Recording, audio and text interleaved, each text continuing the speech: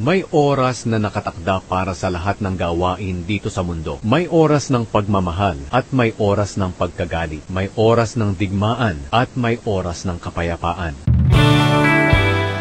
Kung nanunood ka ng mga balita, isang masaklap na katotohanang nagaganap sa ngayon ay ang mga digmaang nangyayari sa iba't ibang dako ng mundo. Pinakamalaki dito ay ang giyera sa pagitan ng Israel at Hamas at ang giyera sa pagitan ng Russia at Ukraine. Kung nagbabasa ka ng Biblia, alam mo ang mas masaklap na katotohanan na ang mga giyerang nagaganap ngayon ay hindi maikukumpara sa mga digmaang magaganap sa tribulation, ang 7 taon ng paghuhukom at kapighatian na darating sa mundo.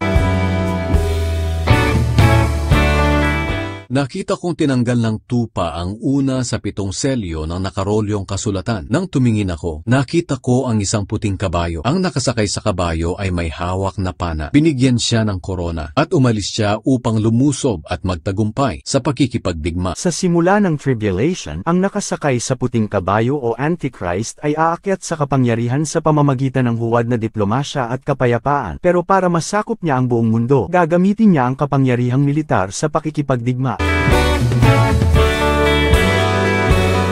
Nang tanggalin ng tupa ang ikalawang selyo, lumitaw ang isang pulang kabayo. Ang nakasakay ay binigyan ng malaking espada at kapangyarihan upang magpasimula ng digmaan sa mundo at magpatayan ng mga tao. World War III ang resulta ng digmaang dala ng Antichrist. Higit 70 milyong tao ang namatay noong World War I at World War II. Halos baliwala ito kumpara sa 2 bilyong tao na mamamatay sa darating na digmaang ito.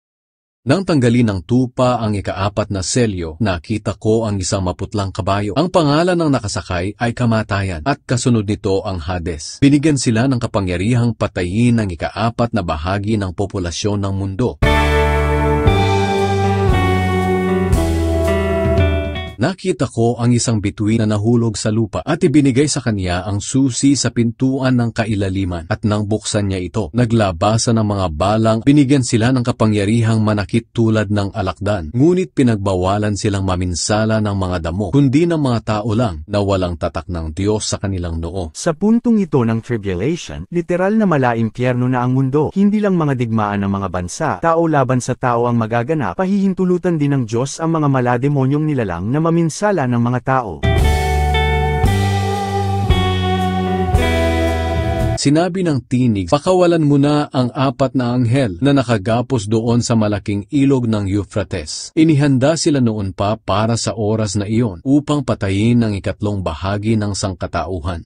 Hindi nakakapagtaka na ikinulong ng Diyos ang 4 na anghel na ito na kayang pumatay ng ikatlong bahagi ng sangkatauhan. Halos 2 bilyong tao yon. Sa puntong ito, halos kalahati na ng populasyon ng mundo ang namatay.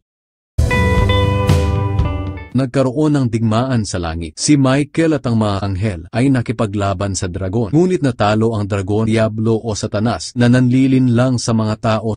Nakakaawa kayong dahil itinapon na riyan sa inyo si Satanas. Galit na galit siya dahil alam niyang kakaunti na lang ang natitirang panahon para sa kanya. Supernatural ang giyerang ito na magaganap sa kalagitnaan ng tribulation. Talunan ang Diablo at nilimitahan pa ng Diyos ang galaw niya. Kaya all hell breaks loose na. Ika nga, hindi mo gugustuhing mabuhay sa lupa sa panahong ito kasama ang galit na dragon. Nang makita ng dragon na itinapon na siya sa lupa, tinugis niya ang babaeng nanganak ng sanggol na lalaki. Sukdulan ang puot ni Satanas sa mga Hudyo dahil galing sa babae o Israel ang Panginoong Hesukristo, gaya ni Hitler, Hamas at mga kalaban ng Israel. Gagamitin niya ang Antichrist para lipulin ang lahat ng Hudyo, pero muli talunan ang Diablo. Ngunit binigyan ng babae ng 2 pakpak upang makalipad sa isang lugar. Doon siya aalagaan sa loob ng 3.5 taon, malayo at ligtas sa dragon. Lalo pang nagalit ang dragon, kaya nilusob niya ang iba pang mga anak ng babae. Ito'y walang iba kundi ang mga taong sumusunod sa mga utos ng Diyos at sa mga katotohanang itinuro ni Jesus. Sukdulan din ang galit ni Satanas sa mga mananampalataya. Kakilakilabot ang gagawing pagtugis ng Antichrist sa kanila. Halos lahat sa kanila ay magiging martir, pero magapi man sila sa lupa, maghahari naman sila sa kaharian ng Diyos.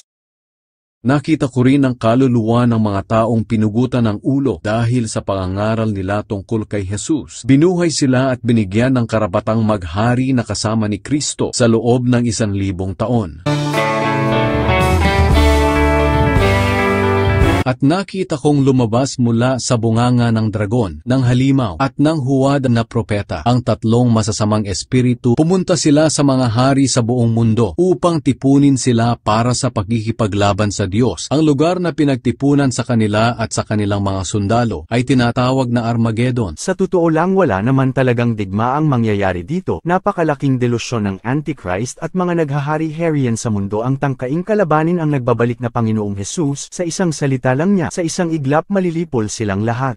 Pinatay ang mga sundalo nila sa pamamagitan ng espadang lumabas sa bibig ng nakasakay sa puting kabayo, at ang mga ibon ay nagsawa sa kakakain ng kanilang bangkay.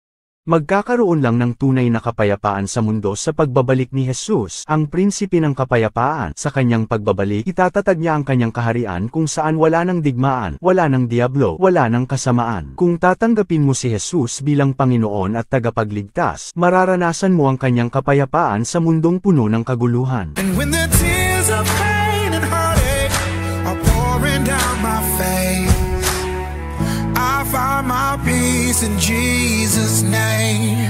In the eye of the storm, you remain in control. Yes, you do, Lord. In the middle of the war,